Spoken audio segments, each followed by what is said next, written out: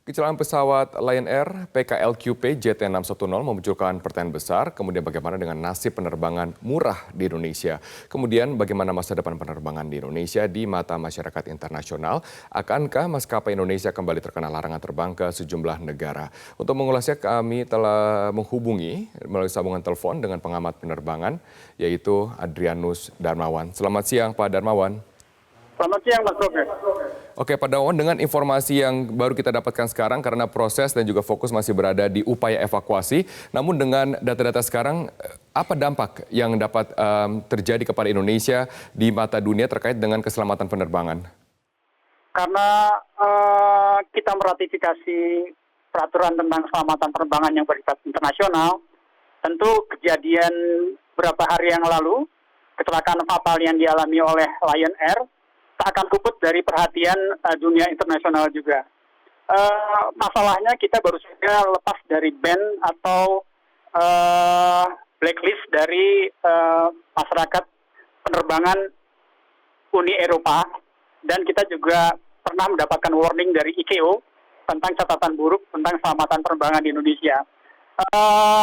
Dampaknya adalah kita akan melalui hari-hari yang muram lagi, karena mereka akan menindaklanjuti dengan peringatan-peringatan yang mungkin harus kita camkan keras. Jadi seluruh pemangku kepentingan penerbangan di Indonesia tidak bisa mengabaikan begitu saja peringatan-peringatan atau perhatian tegas dari masyarakat dunia penerbangan. Okay. Pak Darmawan, Anda katakan kita akan mengalami hari-hari yang muram seperti yang mungkin sudah kita alami di tahun 2007 hingga kemudian 2016 pada saat Indonesia dilarang untuk terbang ke berbagai benua, termasuk di Amerika dan juga Eropa. Tapi Pak, mengapa Anda katakan ini muram? Apakah kemudian satu kecelakaan yang kita belum tahu ini penyebabnya apakah karena teknis dari pabrik atau kemudian human error ataupun apapun potensi-potensi penyebab dapat kemudian membuat kita kembali ke masa yang Anda katakan muram?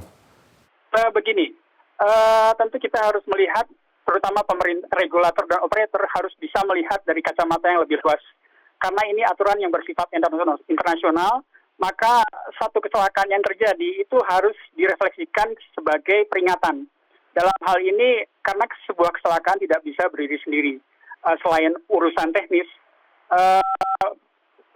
banyak pihak yang bersangkutan dengan penerbangan di Indonesia juga harus melihat dari kacamata yang lebih luas, dalam arti apakah regulator sudah menerapkan inspeksi yang begitu ketat terhadap urusan-urusan yang terkait dengan keselamatan penerbangan ini dalam hal maintenance atau perbaikan pesawat. Mungkin ini adalah puncak gunung es yang baru terjadi setelah kita lepas dari ban Eropa dan Amerika. Dalam arti apakah sudah kendur inspeksi yang dilakukan oleh regulator? Apakah maintenance dan fasilitas perbaikan pesawat sudah mulai mengabaikan lagi perhatian-perhatian yang harus dilakukan terhadap perbaikan-perbaikan insidentil yang terjadi? Karena selain memperbaiki secara reguler dalam hal kalau dalam perawatan itu kan ada E-check, B-check, C-check, dan dicek, itu tentu dimungkinkan juga akan adanya insiden-insiden yang kecil-kecil yang sebenarnya tidak boleh luput dari perhatian para segala pemangku kepentingan yang terkait dengan perbaikan dan perawatan pesawat itu. Oke Pak Darmawan, berarti satu kecelakaan dari satu maskapai dapat kemudian berefek domino terkait dengan perspektif orang, perspektif dunia mengenai keselamatan dari maskapai seluruhnya di Indonesia. Betul. Itu wake up call aja. Jadi mungkin ini baru terjadi kita tidak berharap ini terjadi di perusahaan yang lain ya, di airline yang lain ya, tetapi wake up call untuk airline yang lain juga, operator yang lain juga.